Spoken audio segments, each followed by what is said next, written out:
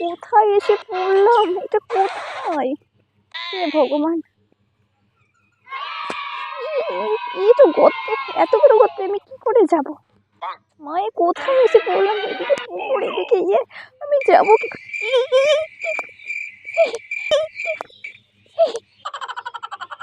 কোথায় এসে পড়লাম গো বাবা?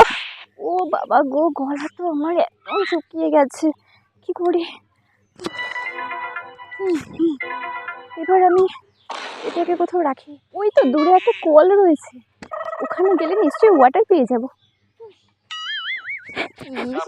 কালো, ও মাই গড, ওয়াটার নট।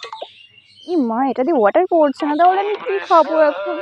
কোথায় যাব কে জানে? তুমি দাদা, বলছি এখানে সব কোথায় আছে? মানে চাটো। বাবা, এ তো আবার বোঝেও না দেখছি।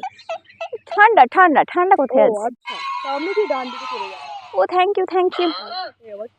হ্যাঁ গড, এই জন্যই মা বলেছিল এই শহর থেকে গ্রামে যাস না। এই মা, গ্রাম যে এত গেউ, সত্যি জানতাম না, এসে আমার অবস্থা খারাপ হয়ে গেল গো।